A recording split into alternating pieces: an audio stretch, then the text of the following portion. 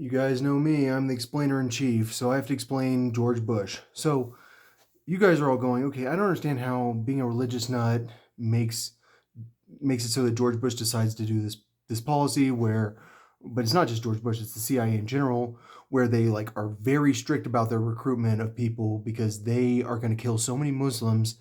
They need to be careful because what they're doing is something that the last thing it would be a nightmare if it got leaked to the media that they were murdering that many Muslims.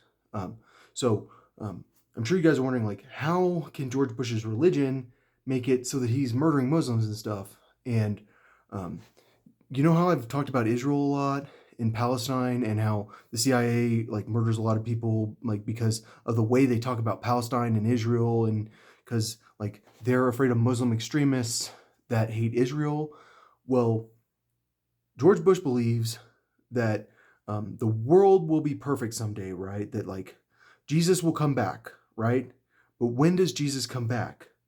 Well, there has to be a state of Israel. Like this, the state of Israel is essential to Jesus coming back. So George Bush believes that Israel is chosen by God; it's God's chosen land or whatever, and the Jews are God's chosen people.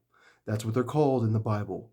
And so, for a radical religious nut like George Bush, um, like the state of Israel like is worth killing over just as much as the United States. Like he thinks that Israel is just as important as the United States, and so that's why we've had such a radical pro-Israel policy. And I don't think people that aren't religious understand the Christians' connection to Israel because they don't understand the Bible. The Bible is all about Israel.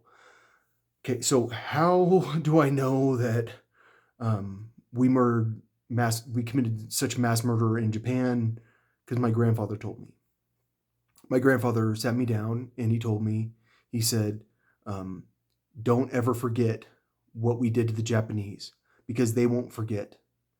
Because my grandfather was a pilot. He dropped out of Yale to go bomb Japan, just like George H.W. Bush bombed Japan. I don't know if they knew each other or whatever, but they both fought in the Pacific, and they both committed big time mass murder against the Japanese. And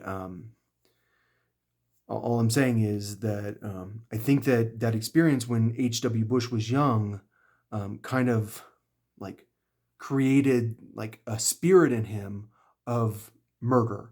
And like once you get used to murdering people, it's different than if you have murdered people. Like I've never murdered anyone. And because I've never murdered anyone, it would be a huge deal for me to murder someone.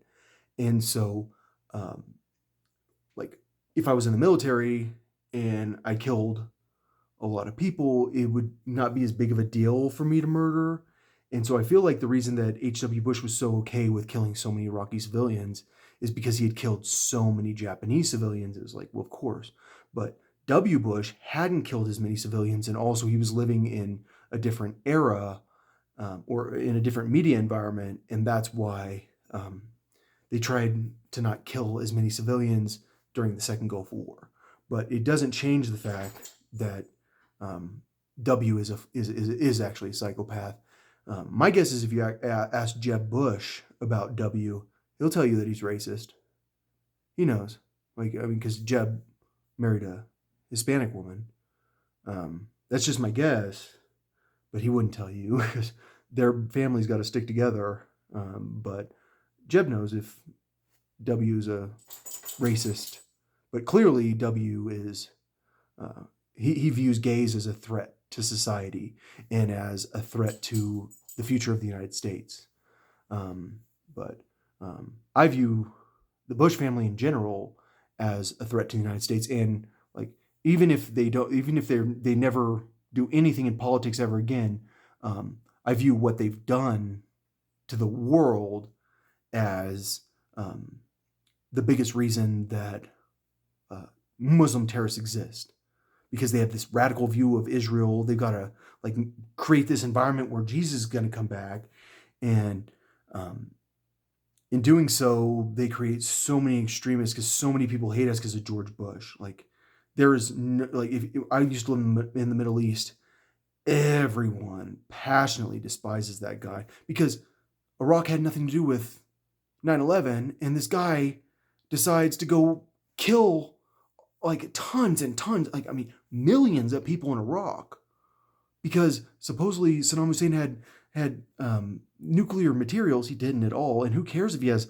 like, oh, he can make a bomb. Oh, darn. Yeah, congratulations. Can he deliver it? Like, does he have an ICBM?